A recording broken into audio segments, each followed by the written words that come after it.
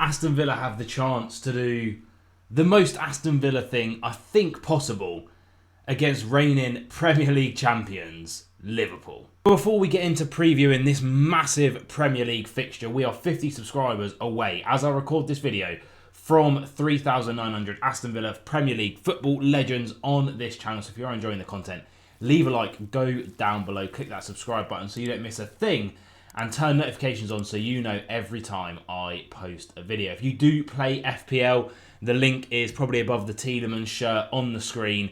I'm currently doing Stinky. Let's go through my team for this week. So as you can see, I mean, first of all, whoever JJ Ropp is, 453 points, currently winning the Rodgers Reports Classic. Again, code on the screen, as you can see, with a team of, I mean, to be fair, he didn't really get that many points last week. 45 points last week, and Big Don still sit 543 points at the top of my league. We can say, who else do we have here? Peter Hughes, he's always floating around the top. Yeah, he's gone safe. Timber, Gabriel, Semenyo, some safe choices in there. Haaland as well. I currently sit, where am I? 33rd out of 45. Can we get 5 more people in this FPL?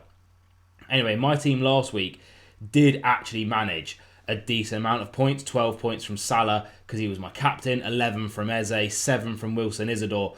But how about my team for this week? Well, this week I've gone for Emi Martinez in goal, back in the Villa boys. You kind of have to, don't you? Because I've transferred Salah out of the team. Saliba and Gabriel at the back. Guaranteed clean sheet merchants, especially against Burnley. And Botman, I've got Semenyo in there because I think that could be a relatively high-scoring game between City and Bournemouth. Kudus, Eze, and then I've gone Rodgers as well. And then Woltmada, Haaland and Isidore. I'm banking on them to get some serious points for me. I've captained Woltmada. I think he's going to get his first Premier League hat-trick against West Ham. But if you want to join the league, the code is on the screen. Go over and join the Rodgers Reports Classic. See you over there. And here we have it, the Foot Mob Liverpool Aston Villa preview tomorrow at 8 PM against the Premier League reigning champions, against Liverpool, against a team that spent, what, 200 million this summer, maybe even more than that. It was about 300, I think, actually. At Anfield, their home stadium, and Villa have to come into this game feeling relatively confident. We're going to go through why. Now, the last starting XIs I've left here for a very important reason, and that is because, look at that. This was in the Carabao Cup round of 16 against Crystal Palace, a strong Crystal Palace, a good Premier League team in Crystal Palace, and Arne Slot rested all of his big players for this Villa game. Why? Because Liverpool are in big trouble in the Premier League. They're on an awful streak. I think it's 1 draw and 4 losses in a row. And I mean, look at this. Noy, Nguma, Morrison, Endo, Ramsey, Robertson at centre-back, Woodman starting in goal, Chiesa getting a start up front. Let's have a little look at the bench. Pesky, Nallo, who got sent off, I believe. Pinnington, Lucky, Laffy, hit the park gates lad. Pilling, Gordon, Figueroa and Kone Doherty. They didn't take any of their big players. I don't know how the Liverpool fans that paid for tickets and went to watch the team at Anfield felt, but he threw that game. That's a throw. There's no way they were ever going to get a result against Palace with that team. He's thrown that cup out the window to focus purely on this Villa game because he knows if he loses this Villa game, 5 Premier League losses in a row, it could be curtains. It could be curtains. If you're Liverpool, I don't think you can lose 5 Premier League games in a row without major pressure and major questions being asked. And that could work both ways for Villa, and we're going to discuss that in a little bit of time. If we look at their injuries, though, we'll look at both teams' injuries whilst we're here. Isak hopefully won't be able to make this game because we all know the quality he does possess, although I actually think that Ekatike is probably a bit more of a danger man at the moment. Alisson Becker definitely won't be playing, so they'll have Marmadashvili in goal, who hasn't been as solid, shall we say. Curtis Jones is doubtful. The one that I'm really hoping doesn't make this game is Ryan Gravenberch. I think he's probably Liverpool's best player. He's also got an ankle injury, could be doubtful. However, knowing our luck, he will start. But Leone, Frimpong and Bajcetic are definitely all out. The fact that Frimpong's out means that we will probably be facing the likes of Conor Bradley at right back. Maybe something we could look to exploit with a certain Morgan Rogers who's coming back into form. For Villa, Bundia is definitely going to miss this game through injury. Very, very annoying. That one, Tielemans obviously still out, and then Harvey Elliott suspended. They probably wouldn't have made the squad anyway. And this is what I mean. If we look at the form, and we're going to go ahead to the Premier League table very, very shortly, Liverpool's form is a stark contrast to Villa. Villa, the most in-form team, joint with Arsenal, in the Premier League at the moment. So we have it all to play for, but it is, again, at Anfield. Our head-to-head record since Emery has taken over is a 3-1 loss at Villa Park, 1-1 draw at Anfield, 3-0 loss at Liverpool. This was the game that secured us Champions League football, that 3-3 draw. John Duran getting 2 goals late on. We should have won that game as well. I don't know if you remember, Moussa Diaby had an absolute golden chance to win that game for us, but didn't square it, instead opting to shoot himself. Probably should have scored as well, but Becker pulled off an absolute worldie save. They beat us 2-0 at Anfield in our most recent game at Anfield, and then a 2-2 draw against Liverpool is our last result. That was at Villa Park. I think it was Watkins and Tielemans, if I remember rightly, getting the goals. And another game we probably could have won, but that was a very, very open game, a very end-to-end game. Both of their goals, annoyingly, coming from counter-attacks from corners. But obviously, it swings heavily in Liverpool's favour in terms of wins and draws and losses against each other. But if we go across to the table, like I say, very good viewing for a certain team from Birmingham, and that is, of course, us, because we currently come into the game joint on points with Liverpool. It's 7th versus 8th. They have 1 more goal difference than us, obviously scoring way more goals than Villa, but also conceding a lot more as well. As you can see, they've conceded 6 more goals than us, scored 7 more goals than us. So there you go. But the form, Liverpool, their last win, 2-1 against Everton, but then Palace beat them 2-1, Chelsea beat them 2-1, Manchester United beat them 2-1. Well, God, I wonder what my prediction is going to be. And then Brentford most recently beat them 3-2. That's the game that showed me that something serious could be wrong at Liverpool. Now, in terms of Villa, that 1-1 draw against Sunderland, the only time we've dropped points in the last 5, similarly to Arsenal, and then we've won our last 4. The most informed team in the Premier League, joint with league leaders Arsenal, and a win. Oh boy, a win on Saturday, if everything else went our way, could put us 3rd place in the Premier League on 18 points. 1 point behind Bournemouth if they draw with Manchester City. Absolutely huge. But how would I line up the Villa boys to take on this Liverpool mega team? Because despite everything, they're still a mega team. They live for a mega team? Well, this is the actual lineup that I'd be expecting, or something very similar to this at the minimum, maybe with 1 change due to an injury.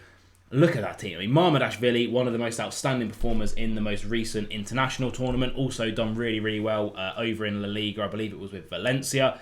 Kirkez is a weakness. I am going to say it right now. Kirkez is a weakness, but still an outstanding player with Bournemouth last season, like a £50 million signing. Van Dijk, probably the best centre-back in the league. Konate, heavily linked with Real Madrid, another fantastic centre-back.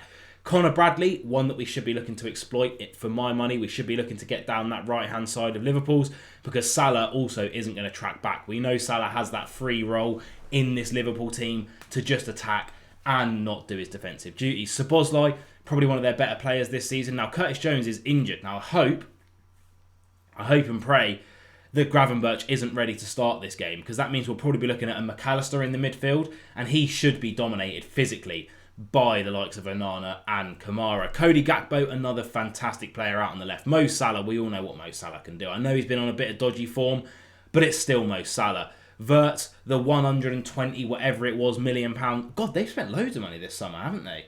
Signing hasn't really hit the ground running, but that suits us.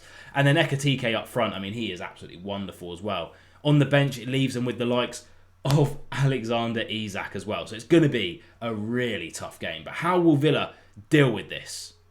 Let's have a look. Well, I'm thinking a little something like this. Now, the 4-4-2 has been working wonders for us. We've won 3 games in a row using it. The only time we sort of deviated from it and deviated from our strongest lineup was against Go Ahead Eagles. And guess what? It didn't work, even though we should have easily won that game.